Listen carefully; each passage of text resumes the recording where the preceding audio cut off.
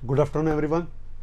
आज हम डिस्कस करने वाले हैं CSIR नेट दिसंबर 2016 के कुछ और क्वेश्चंस। कुछ क्वेश्चन पहले पार्ट में डिस्कशन कर दिया था, कुछ क्वेश्चन का हम अभी डिस्कशन करने वाले हैं। ठीक है भाई, कंटिन्यू करते हैं अपना पीछे वाले सेशन से। पीछे वाले सेशन में कुछ क्वेश्चन डिस्कस किए थे और अब इस सेशन में हम उस पेपर को कंटिन्यू करते हैं। ठीक है, देखिए भाई, पहला क्वेश्चन आपको सामने है। The ground state of a certain system with energy epsilon not is subjected to a perturbation. Exact energy जो है वो क्या है भाई, उसकी एप्सिलॉन नॉट है। उसके बाद कहता है परटर्बेशन V उसको कर दिया है, उसको V पोटेंशियल से क्या कर दिया है, परटर्ब्ड कर दिया है। उसके बाद कहता है यील्डिंग ए फर्स्ट ऑर्डर करेक्शन। जो ये तो एग्जैक्ट है और फर्स्ट ऑर्डर करेक्शन क्या है, E1 है। E1 is the first order correction. Exact energy epsilon naught थी, exact energy ground state energy थी एप्सिलॉन नॉट, और E नॉट उसी सिस्टम की क्या है, ट्रू ग्राउंड स्टेट एनर्जी है। तो फर्स्ट ऑर्डर परटर्बेशन से देखो, जो एप्सिलॉन नॉट है वो तो E नॉट के ही बराबर होगा। ये ट्रू ग्राउंड स्टेट एनर्जी है और ये एग्जैक्ट ग्राउंड स्टेट एनर्जी है। तो यहां से क्या पता चलता है भाई, जब आप फर्स्ट ऑर्डर करेक्शन निकालते हो, जब भी आप फर्स्ट ऑर्डर करेक्शन निकालते हो तो वो या तो उससे बड़ी आती है, जनरली तो बड़ी आती है, पर किसी किसी केस में जीरो भी आ जाती है, जैसे SHO में आती है। तो यहां पर ये पूछ रहा है इनमें से कौन सी इनइक्वालिटी सही होगी भाई। देखो, ये तो अकेला तो इसके बराबर ही है, ये तो अकेला तो इसके बराबर ही है। अगर इसमें मैं ये जोड़ दूं तो ये क्या हो जाएगा, या तो इससे बड़ा आएगा और ये इससे क्या आएगा, बराबर आएगा। ये हमेशा होल्ड करेगा, ये हमेशा होल्ड करेगा। Epsilon not plus epsilon 1 is always greater than equal to 0। अगर करेक्शन जीरो है, अगर करेक्शन जीरो है तो आंसर, तो अगर ये जीरो है तो ये बराबर हो जाएगा, अगर ये जीरो है तो बराबर हो जाएगा इससे, और अगर ये पॉजिटिव है तो इससे क्या रहेगा, बड़ा रहेगा। Exact option will be D, exact option will be D होगा। एग्जैक्ट आंसर क्या बन जाएगा, डी बन जाएगा। अगले क्वेश्चन में देखते हैं। देखिए भाई, the spatial part of an excited state B excited state है 3 summation plus of hydrogen molecule is proportional to 1 sigma G1 1 U2 1 sigma G2 1 U1। फिर आपसे पूछता है using LCAO linear combination of atomic orbital molecular expansion of 1 sigma G and 1 sigma U in terms of 1s atomic orbital one can infer that this wave function has। ये जो wave function दिया है, इस wave function में पूछना चाहता है कि जो सिग्मा G और सिग्मा U मोलिकुलर ऑर्बिटल हैं, इस स्टेट का वेव फंक्शन ये दिया गया है, और सिग्मा जी और सिग्मा यू मोलिकुलर ऑर्बिटल हैं। बिल्कुल सही है भाई। और फिर कहता है कि ये जो वेव फंक्शन है, इस वेव फंक्शन में दोनों आयनिक पार्ट, केवल आयनिक पार्ट है, केवल कोवलेंट पार्ट है, या फिर आयनिक कोवलेंट दोनों है, या फिर ना तो आयनिक और ना ही क्या है भाई, कोवलेंट है। आपको ये वाला सॉल्यूशन देखने की जरूरत नहीं है, मैं बताता हूं आपको इसका सॉल्यूशन कैसे होगा। मैं इसको आगे लिखता हूं, आगे वाली स्लाइड पर लिखता हूं भाई। 1 sigma G1 1 U2 1 sigma G1 1 U2 1 sigma G1 1 sigma U2 minus पीछे देता है, और 1 sigma G2 1 sigma U1 1 sigma G2 1 sigma U। ये आपको वेव फंक्शन दिया गया है भाई, ध्यान से देखना भाई, ध्यान से देखना। सबसे पहली बात मैं आपको बता दूं, ये आपको साई दिया गया, टोटल साई। ठीक है, सिग्मा जी क्या होता है, सिग्मा जी होता है फाई ए प्लस फाई बी। सिंपल, आप ऐसा समझ सकते हो, फाई ए प्लस फाई बी। अगर मैं यहां 1 लिख दूंगा तो यहां पर आ जाएगा पहला इलेक्ट्रॉन और पहला इलेक्ट्रॉन। अगर मैं सिग्मा जी 2 की बात करूंगा, ये होगा फाई ए 2 प्लस फाई बी 2। MOT का ट्रीटमेंट है ये। उसके बाद अगर मैं सिग्मा U 1 लिखूंगा तो आएगा फाई ए 1 माइनस फाई बी 1। अगर मैं सिग्मा U 2 लिखूंगा तो ये होता है फाई ए 2 माइनस फाई बी 2। ये आपको ऊपर गिवन है, आपको ऑटोमेटिकली अंडरस्टूड है, इसका मतलब ये होता है। अब देखिए भाई, अब देखिए, अब बात करते हैं सॉल्यूशन। सॉल्यूशन कैसे होगा, पहले इन दोनों की गुणा करते हैं। Sigma G1 1 sigma G1 into 1 sigma U2 this is equal to, sigma G1 कौन है, ये रहा सिग्मा G1 है, तो ये रहा phi A1 plus phi B2 minus, यहां पर ये है और इसके मल्टीप्लाई में क्या आ जाएगा 5a1 5b1, ठीक है, इंटू सिग्मा u2 ये रहा 5a2 माइनस 5b2। अब दोनों को मल्टीप्लाई करना है, ये 1, इसको देता हूं 1 नाम। देखो भाई दोनों को मल्टीप्लाई करोगे क्या बनेगा, देखो आपके सामने होगा ये, देखिए ध्यान से 5a1 5a2 5a1 5a2 5a1 minus में आएगा 5a1 5b2, उसके बाद 5b1 5a2 plus 5b1 5a2 minus में आ जाएगा यहां पर 5b1 5b2 5b1 5b2। Clear है बात भाई यहां तक। अब एक और हमें निकालना है, दूसरा कौन सा निकालना है भाई, दूसरा हमें निकालना है पीछे वाली, ये वाली टर्म निकाल दी और फिर अभी पीछे वाली टर्म निकालता हूं। अब मैं निकालता हूं यहां से sigma G 1 sigma G 2 into 1 sigma U, ये क्या आएगा भाई, ये आएगा सिंपल सिग्मा G2, देखो ऊपर से देख लो 5a2 plus 5b2 into 5a1 minus 5b1, simple इतना लिखना है। देखो ये क्या बनेगा, ये बनेगा 5a1 5a1 मल्टीप्लाई में है भाई माइनस 5a2 5b1, ठीक है भाई। उसके बाद 5b2 5b1 5b2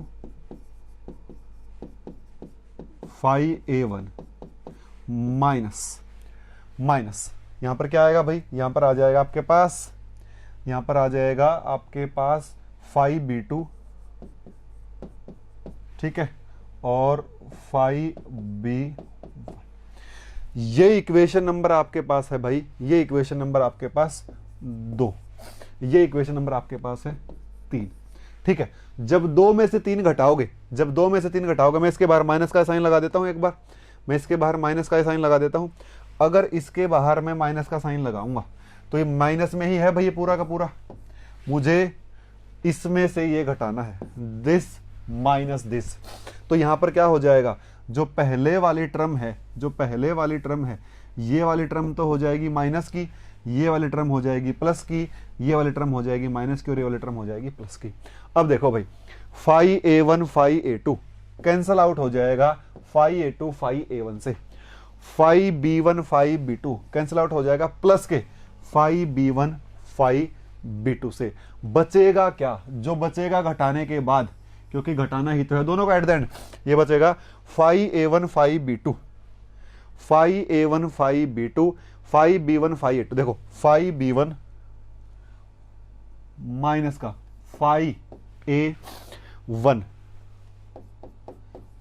5b2 और भी टर्म कैंसिल होंगे क्या, इसके बाद 5a1 5b2 प्लस, ये मैंने फालतू माइनस तो लगा दिया एक, नहीं ठीक है, 5a1 5b2 5b2 दोनों माइनस के, देखो 5a1 5b2 और यहां से भी 5a1 5b2 दोनों माइनस के, तो ये आ जाएगा twice of 5a1 5b2, twice of 5a1 5b2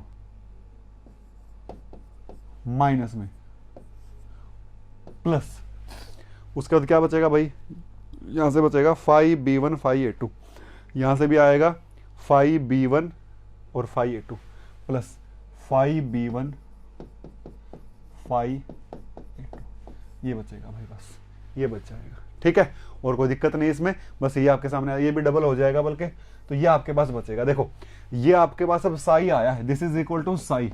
जब सभी वैल्यू मैंने यहां पर पुट करी तो साई की वैल्यू आपके पास ये वाली आ गई है। जब ये वाली साई की वैल्यू आपके पास आ गई है तो आप देखोगे कि ए पर पहला इलेक्ट्रॉन और बी पर दूसरा इलेक्ट्रॉन, मतलब ए पर पहला अलग और बी पर दूसरा, मतलब कि शेयरिंग है। उसके बाद बी पर पहला और ए पर दूसरा, मतलब शेयरिंग हो रही है, लेकिन एक के ऊपर दोनों इलेक्ट्रॉन नहीं जा रहे। मतलब इस तरीके का सिस्टम है कि ये ए है और ये बी है, ठीक है, यहां पर पहला इलेक्ट्रॉन और यहां पर दूसरा इलेक्ट्रॉन, ऐसा सिस्टम आपको देखने को मिल रहा है, ठीक है। एक बार तो क्या हो रहा है, एक बार तो हो रहा है ऐसा कि 5a1 और 5b2, दूसरी बार क्या हो रहा है, दूसरी बार हो रहा है 5b1 और phi a2। तो मतलब शेयरिंग हो रही इलेक्ट्रॉन की, दो इस पर भी है, दो इस पर भी है, एक इस पर भी है और एक इस पर भी है। These are known as covalent states, covalent wave function, covalent terms कहलाती हैं। अगर आयनिक टर्म की बात होती तो आयनिक में क्या हो जाता, आयनिक में ऐसे होता भाई, आयनिक कहते हैं कि जब दोनों ही इलेक्ट्रॉन एक पर चले गए हों, ए है और ये बी है, पहला इलेक्ट्रॉन दूसरा इलेक्ट्रॉन, तो आप देख सकते हो कि अगर दोनों ही इलेक्ट्रॉन ए पर चले गए, मतलब क्या हो गया, ए पर पहला और ए पर ही दूसरा, इसे कहते हैं ionic term. This is ionic term. बहुत सारे लोगों को दिक्कत रहती है इसमें। और अगर मैं यहां पर बात करूं एक और टर्म की, अगर बी पर ही दोनों चले जाए, मतलब बी पर ही पहला इलेक्ट्रॉन और बी पर ही दूसरा इलेक्ट्रॉन, ये भी क्या है भाई, आयनिक टर्म है। अगर बी पर पहला और ए पर दूसरा, अगर ए और बी टर्म आ जाए तो कोवलेंट, अगर अकेली ही टर्म आ जाए और अकेली पर ही दोनों इलेक्ट्रॉन हो तो वो आयनिक टर्म कहलाएगी। तो ये वाली जो टर्म है ये प्योरली कोवलेंट टर्म, ये प्योरली क्या है, ये प्योरली कोवलेंट टर्म है, कोवलेंट टर्म है। तो मतलब ये जो क्वेश्चन आपके सामने है ये क्या कंटेन करता है, ये केवल कोवलेंट पार्ट को कंटेन करता है, आयनिक पार्ट को कंटेन नहीं करता, आयनिक पार्ट को कंटेन नहीं करता। मेरे ख्याल से यहां तक कोई डाउट आपको नहीं होगा। ठीक है, आगे बढ़ते हैं भाई, अगला क्वेश्चन देखते हैं।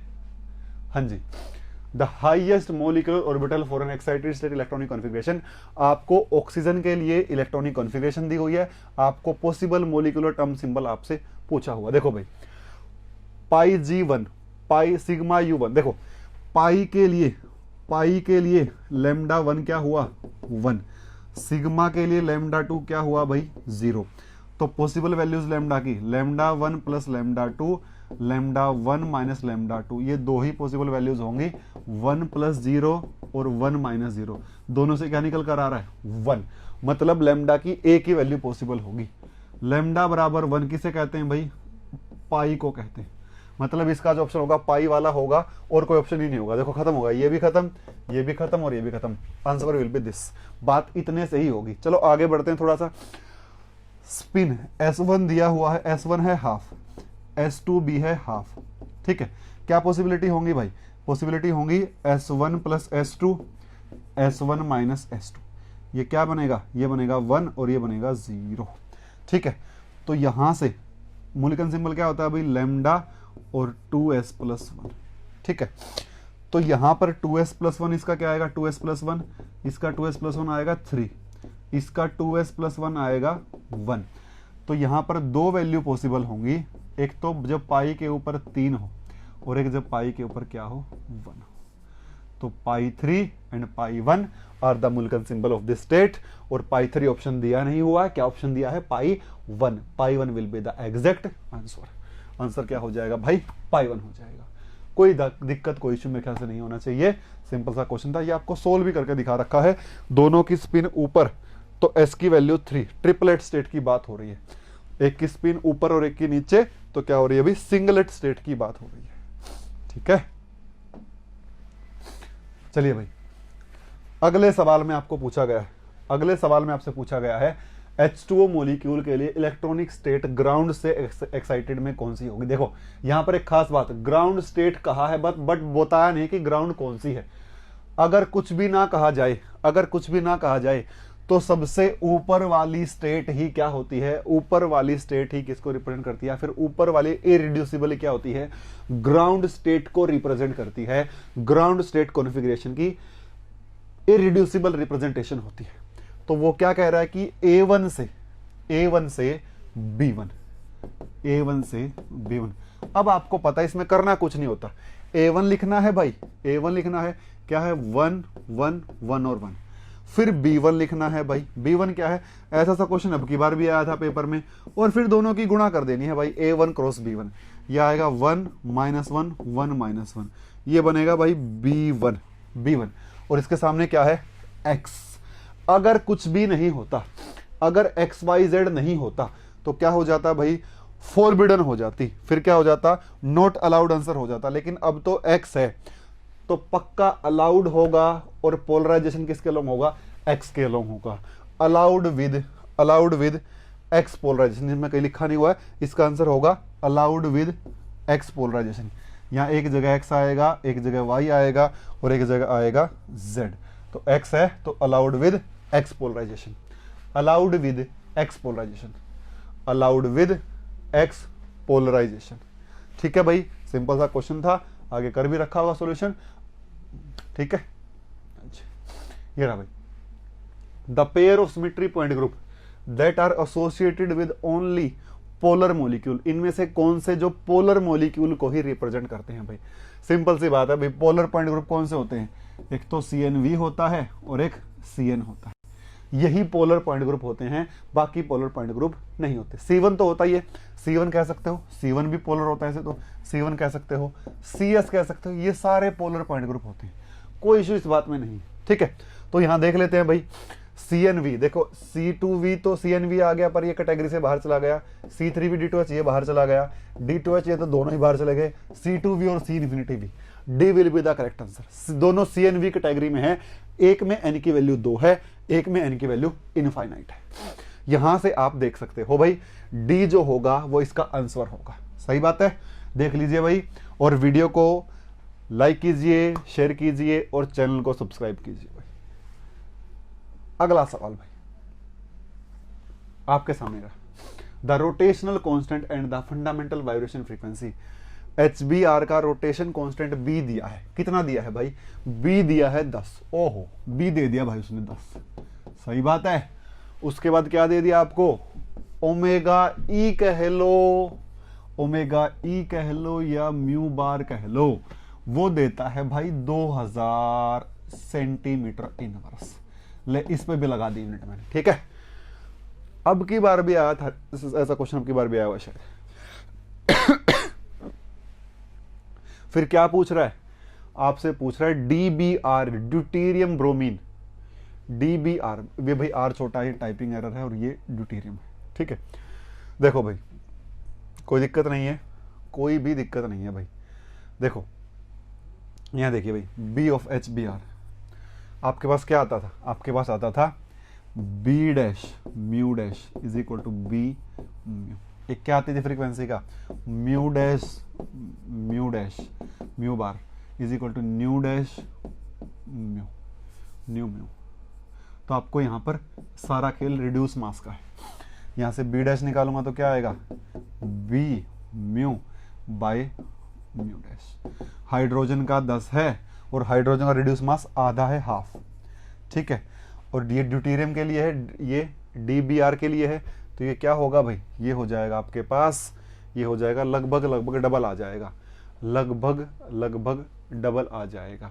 यहां से आपको रिड्यूस मास निकालना है, B is inversely proportional to reduce mass और nu is inversely proportional to reduce mass का अंडर रूट। तो सिंपल कुछ नहीं करना था, जो ये वाली थी, ये वाली तो हो जाएगी आधी, ये वाली तो हो जाएगी आधी। इसमें क्या आएगा, ब्रोमीन का मास बहुत ज्यादा होता है भाई, मान लो इसका शायद ब्रोमीन का मास 80-90 के आसपास होता है, तो आप ब्रोमीन का मास से रिड्यूस मास निकालोगे तो हाइड्रोजन का तो 1 है और ये एक बहुत बड़ा नंबर है।